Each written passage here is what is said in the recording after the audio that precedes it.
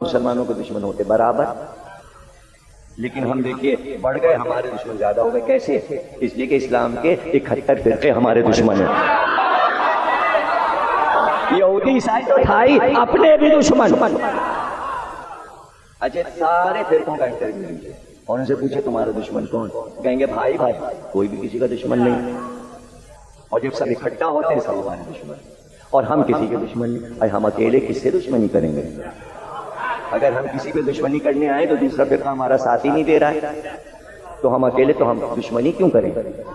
اور دشمنی کی فرصت کس کو ہے؟ اس لیے کہ مبدت سے ہمیں وقت کہاں ملتا ہے کہ ہم تو جب بیاہ کر ہو رہا آئیں زین العابدین علیہ السلام کے گھر، تو اس وقت جب زید پیدا ہوا اور گود میں آیا تو امام اکثر زید کو دیکھ کے رویا تھا، آنسو۔ اور جب کوئی صحابی پوچھتا تو آپ بتاتے ہیں اس بیٹے کا انجام میری نگاہ۔ بڑی محبت سے زید کو امام زین العابدین السلام نے پالا، اور نام امام کا رکھا ہوا زید ہے۔ اب لوگ ذرا سا بحث کرتے ہیں کہ صاحب امام کی اولاد تو عابدی ہے، یہ زیدی حضرات اپنے نام کے ساتھ عابدی کے بجائے زیدی کیوں لکھتے ہیں؟ تو یہ دیکھیے اصل میں زید کا کارنامہ چھپ جاتا اگر ان کی اولاد عابدی ہو کر زیدی نہ لکھتی۔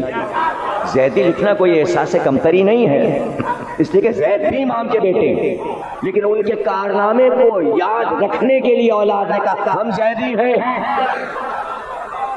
زید، تاکہ ان کا جہاد، ان کی قربانی یاد رہے۔ اور صرف زید نہیں، پھر زید کے سارے بیٹے یحییٰ کو شہید کیا گیا ظلم کے ساتھ، زید کو تو شہید کیا گیا کہ لاش لٹکی رہی دارالامارہ پر، یہاں تک کہ مکڑی نے جالا لگا کے پوری لاش کا پردہ تھا۔ برسوں زید کی لاش لٹکی رہی، اور وہیں کوفے میں نخیلا محلے میں ہی قبر ہے، اور میں نے جا رہا تھی عظیم الشان روضہ بنا، بہت بڑا سنہرا گنبد، سونے کی زری بن رہی تھی کہ ہم زیارت کے لیے گئے، تو زری قبر کھلی ہوئی، اندر چلے گئے، قبر سے قریب ہو گئی، جا سکتے تھے اس لیے کہ زری تعمیر ہو گئی، اور قبر کی لوح ہو گئی، پتھر کو چوما، اور پرفضا دل چاہتا تھا وہ بیٹھے رہو، یہ زید کے قبر پر بیٹھے۔ کس شان سے قربانی دی ہے زین العابدین کے بیٹے نے اللہ نے۔ ایک تسلسل ہے، قربانیوں کا تسلسل ہے۔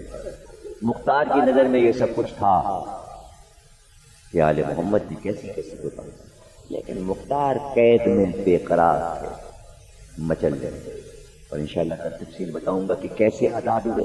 یہ سننے والی بات ہے کہ مشکل تھا کہ مختار آزاد، اور وہ سمجھتے تھے کہ ابن زیاد ہمیں سولی پہ لٹکا دے، قتل کر۔ زنجیروں کی جھنکار ہوئی، کوئی کھسکتا ہوا مختار کے قریب آیا۔ مختار نے پوچھا کون؟ کہ میں میسا ہوں۔ کہ تم بھی اسی قید خانے میں ہو؟ کہاں؟ کہ دیکھو کیا انجام ہوتا ہے، کب قتل کیے جائیں گے۔ میسم نے کہا تم قتل نہیں کیے جاؤ، میں سولی پہ چڑھوں گا، مجھ کو سولی پہ لٹکایا جائے گا، میری زبان قطع ہوگی، تم آزاد ہو جاؤ گے۔ اس لیے کہ میں نے اپنے مولا سے سنا ہے کہ تم 3,83,000 قاتلان حسین کو مار کر مرو گے۔ یہ اس اندھیرے زندہ میں باتیں ہو رہی ہیں، اور مختار کو یقین ہے کہ ایسا ہوگا، ہم آزاد ہیں۔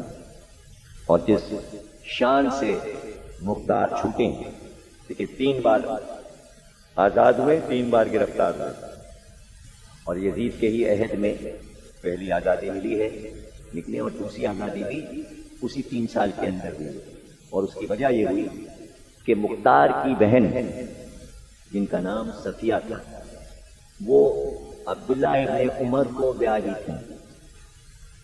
مختار کی بہن صفیہ حضرت عمر کے بیٹے عبداللہ کے ساتھ ان کی شادی ہوئی،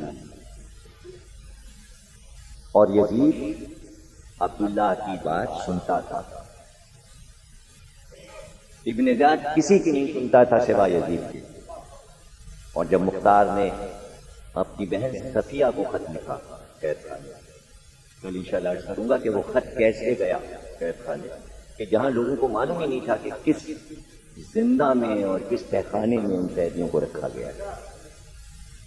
تو اس پہ انہوں نے اپنی بہن کو لکھا تھا کہ صفیہ اپنے شوہر سے کہہ کے اس سے یزید سے کہلوا کہ مجھے قید سے چھڑائے۔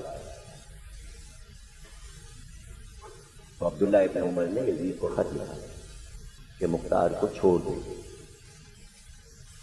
یزید نے خط لکھا ابن زیاد کہ اس خط کے ملتے ہی مختار کو چھوڑ دے۔ مختار آنا گیا، ظاہر ہے کہ ابن زیاد یزید کی بات مانتا تھا، بات چھوڑ دیا۔ اور چھوٹنے کے بعد اپنے وطن طائف چلے گئے۔ طائف کے رہنے والے قبیلہ بنی ثقیف، اس لیے کہتے تھے مختار ثقفی، اور مختار کے ہی چچا کی بیٹی حضرت ام لیلا، حضرت علی اکبر کی والدہ، قبیلہ بنی ثقیف سے۔ تو مختار کو یہ بڑا قلق تھا کہ میرے خاندان کا نواسا شبیہ پیغمبر کس ظلم سے شہید، تو تڑپتے تھے بار بار حضرت علی اکبر کا ذکر کرتے تھے اور کہتے تھے، جب حکومت مل گئی کہتے تھے جتنے حضرت علی اکبر کے قاتل ہیں سب کو گرفتار کرتے۔ اور جب سنان ابن انس گرفتار ہوا اور مختار نے پوچھا تو نے شہزادہ علی اکبر کو شہید کیا اپنے نیزے سے، تو اس نے کہا کہ امیر میں نے اکیلے نہیں مارا، میرے ساتھ اور بھی شامل۔ تو مختار رونے لگے اور رو کر کہا تیری مجال کہ تو اکیلے مار سکتا، وہ شجاع عرب تھے، جب تک سب مل کے نہ مارتے کوئی علی اکبر کو مار نہیں سکتا تھا۔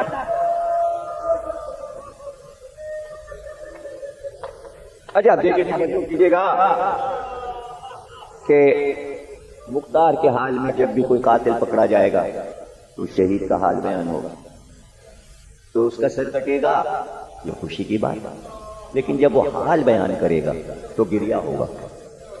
تو مختار کے حالات میں پہلے دن کہہ چکا کہ اس میں خوشی اور غم ساتھ ساتھ، اور یہ تو مختار کے دل سے پوچھیے کہ دارالامارہ میں جب بھی کوئی قاتل پکڑ کے آتا تھا تو دربار میں ایک مجلس ہو جاتی، اس لیے کہ جس کا وہ قاتل ہوتا تھا وہ شہید یاد کیا جاتا تھا۔ اب اس جگہ ایک نفسیاتی بات آپ کے سامنے میں پیش کرتا ہوں کہ مختار کو حضرت علی اکبر سے اتنی عقیدت تھی کہ حضرت علی اکبر کی والدہ مختار کے قبیلے کی تھی، بنی ثقیف کی تھی، طائف کا خاندان تھا جہاں ان کا وطن تھا۔ تو اتنی عقیدت، شبیہ رسول بھی، حسین کے بیٹے بھی، علی کے پوتے بھی، اور پھر ایک اپنی نسبت۔ تو اب یہاں پر مختار کے اس کارنامے میں ایک 6 مہینے کے بچے کا کیا مقام بنے گا، اس لیے کہ مختار نے اس کو دیکھا بھی نہیں۔ قدرت نے چاہا کہ مختار کے کارنامے میں علی اصغر کی اہمیت بڑھے، ایسا نہ ہو کہ تاریخ اس واقعے کو بھول جائے اور چھوٹا سا واقعہ سمجھے۔ اب یہ قدرت کا انتظام ہے۔ اور راوی کون ہے؟ امام زین العابدین علیہ السلام کے صحابی منہال، جنہوں نے امام سے روایتیں لکھی ہیں، دعائیں لکھی ہیں، امام کے صحابی، رہتے کوفے میں، لیکن جب بھی حج کرتے ہیں تو حج کر کے سیدھے امام کی زیارت ہو جاتے ہیں۔ تو منہال کہتے ہیں کہ حج کر کے میں زیارت کے لیے امام کی خدمت میں پہنچا، اور یہ حدیث ہے کہ حج قبول ہی نہیں ہوتا جب تک کہ معصوم کی زیارت نہ ہو، اس لیے حج کر کے لوگ زیارت ضرور کرتے ہیں تاکہ حج قبول ہو جائے۔ زیادہ تر ترکی کے لوگ ایسے اپنا ویزا رکھتے ہیں کہ حج کریں اور واپس عراق سے ہو، شیعہ ہو یا سنی، سارے حنبلی ہیں، وہاں کے لوگ شافعی ہیں، ترکی کے لوگ، لیکن وہ کرتے ہیں کہ امام حسین کی زیارت کر کے ترکی واپس ہوتے، حج کیا، عراق آئے، پھر ایران آئے، ترکی۔ تو بہت سے عرب یہ کہتے ہیں کہ حج کے ساتھ زیارت بھی کرتے ہیں۔ خالی حج قبول نہیں ہے، حج کیا ملتان سے گئے، آ گئے، بس اتر گئے، جہاز سے ہار پہن لیا، سمجھے قبول ہو گیا۔ ہار پہننے سے حج قبول نہیں ہوتا، فوراً معصوم کی زیارت۔ وقت پہ تو اس وقت رسول اللہ کی زیارت ہے، جناب سیدی کی زیارت ہے، جنت البقیع میں ائمہ موجود ہیں، 5 امام، 4 امام، 6 امام، ان کی زیارت ہے۔ لیکن حسین مظلوم کی زیارت حج کے ساتھ منال کہتے ہیں میں حج کر کے امام کی زیارت کے لیے اور جا کے امام کی خدمت میں بیٹھ گیا۔ امام نے کہا کہ کب نکلے تھے کوفے سے؟ منال نے بتایا کہ جب تم نے کوفہ چھوڑا تھا تو کوفے میں کیا ہو رہا تھا؟ منال کہنے لگے کہ مولا مختار کی حکومت ہے کوفے پر، اور اس نے چن چن کر آپ کے بابا کے قاتلوں کو گرفتار کیا ہے اور ان کو قتل کر رہا ہے۔ تو امام کہنے لگے منال ہرملہ پکڑا گیا، ہرملہ بھی گرفتار ہوا ہے۔ منال کہتے ہیں میں نے 10 بستہ عرض کیا، میں نے کہا مولا آپ نے اپنے بھائی علی اکبر کے قاتل کو نہیں پوچھا، اپنے چچا عباس کے قاتل کو نہیں پوچھا، آپ نے اپنے بابا امام حسین کے قاتل کو نہیں پوچھا، یہ ہرملہ کو کیوں پوچھا؟ اب منال کہتے 4 امام کے آنکھوں سے آنسو برسنے لگے۔ کا منال بات یہ ہے کہ ہرملہ کا ایک تیر ہم آل محمد کے کلیجوں کو چھید گیا، ہم لوگوں کے سینے پہ داغ ہے وہ تیر۔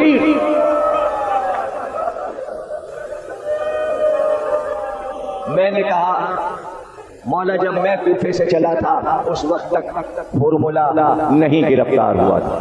تو منال کہتے ہیں امام نے اپنے دونوں ہاتھ بلند کیے، مختار نے روک لیا، کہا امام کے پاس کیا ہے؟ امام کے پاس کیا ہے؟ کیا باتیں ہوئی؟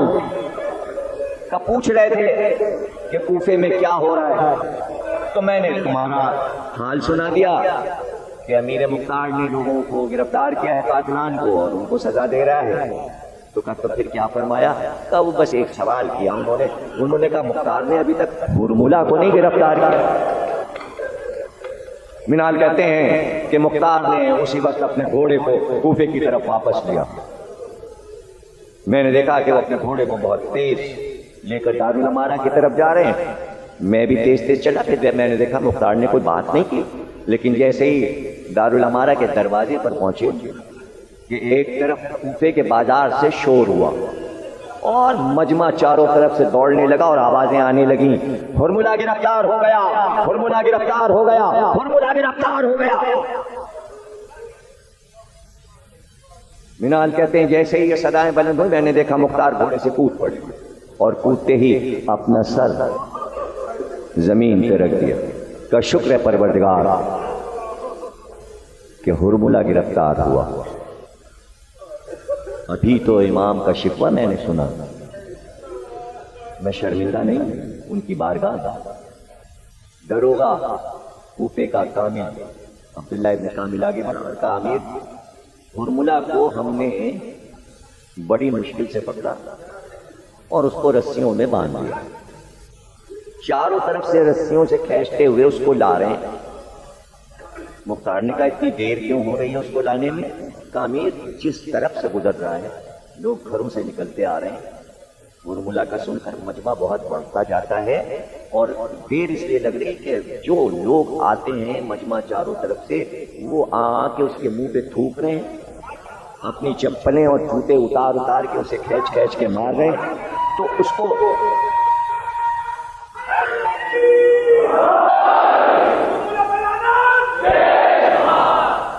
کو بچا کر آپ تک لانا مشکل ہو رہا ہے۔ منال کہتے ہیں گھوڑے سے اتر چکے تھے، فوراً حکم دیا کہ میں دارالامارہ میں انتظار کر رہا ہوں، ہرملہ کو میرے سامنے لایا گیا۔ مختار تخت پہ تشریف فرما ہوئے، اتنی دیر میں پتہ چلا کہ ہرملہ دارالامارہ میں لایا گیا۔ مختار نے کہا سامنے پیش کرو، اور مجمع دیکھنے کے لیے، اور پھر دارالامارہ کا مجمع جب بھی کوئی قاتل پکڑ کے آتا تھا خلقت امڈ آتی، دارالامارہ کے چاروں طرف سڑکیں بھر جاتی تھیں کہ دیکھو مختار اس کو کس طرح سزا دیتے ہیں۔ جب ہرملہ کو پیش کیا گیا جناب مختار کے سامنے. تو پہلے سے ملازم تیار رہتے تھے، بڑے بڑے چولہے تھے جس میں ہر وقت آگ جلتی رہتی تھی، اس کے اوپر لوہے کے بڑے بڑے کڑھاؤ تھے جس میں ایک آدمی آ سکے. اس میں زیتون کا تیل بھر دیا جاتا تھا کڑھاؤ میں، اور پھر آگ کو تیز کیا جاتا تھا، اور تیل جو تھا وہ پکنے لگتا تھا، کھولنے لگتا تھا. اور ایک طرف ایک شامیانہ لگا تھا، وہاں پر کچھ لکڑی کے تختے پڑے تھے، بغدے پڑے ہوئے، خنجر تھے، تلواریں تھیں، زنجیریں تھیں، طرح طرح کے ہتھیار تھے، الگ الگ. انگلیاں کاٹنے کی چھریاں الگ تھیں، ہاتھ کاٹنے کی الگ، ناک اور کان کاٹنے کی الگ. گھٹنے کی ہڈی توڑنا ذرا مشکل، تو اس کے لیے بھی مضبوط بغدے تھے، بغدے کے جو گھٹنے کے 30 الگ الگ کریں پونیوں. اور وہ بہت ہی ایسے مضبوط لوگ تھے کہ جو ٹریننگ شدہ تھے مختار کے، رسیوں میں بندھا ہوا، چاروں طرف سے لوگ اسے کھینچے، چہرہ اس کا سیاہ مختار کے سامنے پیش کیا. مختار نے کہا، بتا کربلا میں تو نے کیا ظلم کیا؟ کہنے لگا، امیر قتل کر دے مگر اب یہ نہ پوچھ. یہ ہے قاتلوں کی شرمندگی. جو لوگ یزید کا فیور کرنا چاہتے ہیں وہ اس کی شرمندگی دیکھیں گے. کربلا کے قاتلوں کی شرمندگی، ان کا رونا، ان کا پیٹنا، ان کے چہرے سیاہ دیکھیں، ان کا انجام دیکھیں، اور کربلا کو سمجھیں، توحید کو سمجھیں. اور مختار کو برا بھلا کہنے کی ضرورت نہیں ہے. ایک چھوٹا سا کام اللہ نے مختار سے لینا چاہتا ہے، وہ ہو گیا. اتنا بھی نہیں آپ کو پسند کہ ہم مختار کی سزاؤں کو سن کر تھوڑی دیر کے لیے خوش ہوں گے. اس سے کوئی مختار کے واقعے کو بھی 1400 سال ہو گئے، مختار کے واقعے کو سن کے ہم نے رونا نہیں چھوڑا. عزاداری اسی طرح ہو رہی ہے. قاتل سب پکڑے گئے، سب کو سزائیں ملیں، عزاداری ویسے ہی رہے گی. کیوں؟ ارے بھائی، علی اکبر کا قاتل پکڑا گیا ہوگا نا، سزا ملی. عباس کا قاتل پکڑا گیا، سزا ملی. علی اصغر کا قاتل پکڑا گیا، سزا ملی. سکینہ پہ جو مصائب پڑے ہیں، گریا کیسے ختم ہو جائے گا؟ اس کا بدلہ کون لے گا؟ بی بی کے تماچے کا بدلہ تو کوئی لے نہیں سکتا جو منہ پہ پڑا. گلے کی رسی کا بدلہ مختار کیسے لے گا؟ تو ایسی کوئی عید اور خوشی نہیں ہے مختار کا واقعہ سن کر کہ انتقام پورا ہو گیا. انتقام نہیں پورا ہوا، بلکہ اور گریا میں اضافہ ہو جاتا ہے مختار کے حالات جب بیان ہوتے ہیں. آپ نے کہا تجھے بتانا پڑے گا کہ تو نے کربلا میں کیا ظلم کیا، اور اگر نہیں بتائے گا دیکھ میں کیا کرتا ہوں. آپ نے حکم دیا اس کی انگلیاں کاٹ کر اس زیتون کے کھولتے ہوئے تیل میں ڈال دو، اس کے اعضا قطع کر کے آگ میں ڈالو، تاکہ میرے ہاتھ سے امام کی دعا قبول ہو کہ زندگی میں لوہے کا اور آگ کا مزہ چکھے. زندگی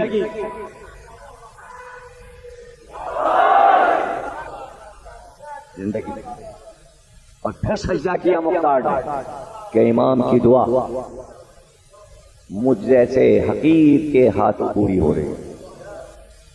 تلوار ہاتھ میں لے کر مختار اٹھے اور کا آزا آزا کاٹ کر اس آگ میں کھولتے تیل میں تیرے ایک ایک آزا کو ڈالا جائے گا. سوچ لیتے ٹکڑے ٹکڑے تیرے جسم کے گوشت کو کٹواتے تھے اور آگ میں پھینکتے تھے. جب پورا جسم اٹھا کے مارا اور گلے کو کاٹا تو پورا کھولتے ہوئے تیل میں ڈالا.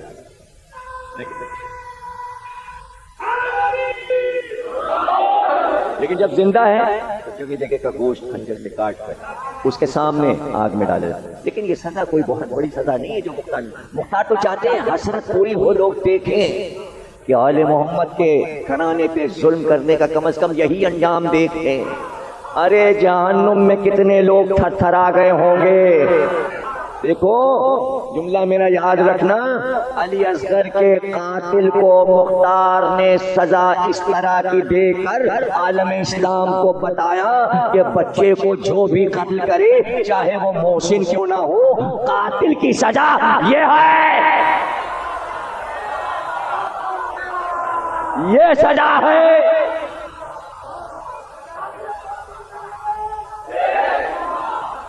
یہ سزا ہے۔ بتا تھر تھر آ رہا ہے کہ اچھا امیر میں بتاتا ہوں کہ کیا ہوا۔ امیر میں عرب کا بہت مشہور تیر انداز ہوں اور شکار کھیلنے کے لیے بڑے بڑے لوگ مجھے ساتھ رکھا کرتے ہیں، اس لیے کہ میرا نشانہ کبھی خطا نہیں کرتا، ہمیشہ شکار پہ جاتا ہے۔ اور میں اپنے تیر خصوصی طور پر آہن گر سے بنواتا تھا، اس لیے کہ عام تیر ہلکے ہوتے ہیں، لیکن میں اپنے تیر بھاری بنواتا تھا، اور میرے تیر ہمیشہ 3 بھال کے ہوتے تھے۔ تیر میں ایک نوک ہوتی ہے، لیکن میرے تیروں میں 3 طرف نوکیں ہوتی ہیں، اس لیے کہ میں ایسے حلال جانوروں کا شکار کرتا تھا کہ جب میں دور سے نیل گائے یا جنگلی گائے یا بکرے کو ماروں تو میرے پہلے تیر پر وہ جانور گر جائے، اس لیے میں نے یہ اہتمام شکار کے لیے کیا تھا۔ مجھے جب بادشاہ شام کے حاکم کا خط ملا کہ تجھے ایک جنگ میں جانا ہے اور اتنا اتنا انعام ملے گا، اور جو تیر تو شکار میں استعمال کرتا ہے وہ تیر تجھے وہاں لڑائی میں استعمال کرنے، تو بڑا نشانے باز ہے، اور جہاں جہاں ابن سعد تجھے حکم دے وہاں وہاں تیر چلانا۔ ظاہر ہے کہ مجھے زیادہ وظیفہ مل رہا تھا۔ امیر میں نے بہت سے نئے تیر بنوائے، اور چونکہ حاکم شام کا حکم تھا اس لیے میں نے اور اہتمام کر لیا کہ میدان جنگ ہے، اس لیے میں نے 7 تیر بنا کے اپنے ترکش میں رکھ لیے، اور ان تیروں کی نوک کو میں زہر میں بجھا لیا، تاکہ اگر تیر ذرا سا کسی کو لگ بھی جائے تو زہر اس کا خاتمہ کر دے۔ 7 تیر میں نے زہر بھر دیا، زہر میں تیروں کو بجھا دیا، اور امیر میری کمان بھی دنیا کے تمام کمانداروں سے زیادہ بھاری ہے۔ اب یہ بچوں کو میں سمجھاتا ہوں کہ کمان جب بنائی جاتی ہے اور اس میں ڈوری بنتی ہے تو کمانیں 2 طرح کی بنتی ہیں، ایک کمان ہوتی ہے 1 ٹانک کی، ایک ہوتی ہے 2 ٹانک کی کمان۔ 2 ٹانک کی کمان، 1 ٹانک کی کمان کیا ہے؟ جب کمان بن کے تیار ہوتی ہے تو اس کی ڈوری میں وزن لٹکایا جاتا ہے، اور پھر کمان کو اٹھاتے ہیں کہ یہ ڈوری اتنا وزن اٹھا سکتی ہے، ٹوٹے گی تو نہیں، ڈوری کو مضبوط ہونا چاہیے کہ تیر کو پھینکے گی، تو پہلے اس میں 1 من کا پتھر لٹکاتے ہیں، اور پھر کمان کو اٹھاتے ہیں، اور ڈوری اگر نہیں ٹوٹتی تو اسے 1 ٹانک کی کمان کہتے ہیں۔ پھر اس سے مضبوط ڈوری جب بناتے ہیں تو 2 من کا پتھر ڈوری میں باندھ کے کمان کو اٹھاتے ہیں، اگر 2 من اٹھا لیا کمان نے اور ڈوری نہیں ٹوٹی اسے کہتے ہیں 2 ٹانک کی کمان۔ اے امیر میں 2 ٹانک کی کمان لے کر گیا تھا۔ 2 ٹانک کی کمان میں یہ ہوتا ہے کہ جو تیر چلے گا جس کو لگے گا ایسا لگے گا 2 من وزن اس کے اوپر گرا، اس طاقت سے جائے گا تیر۔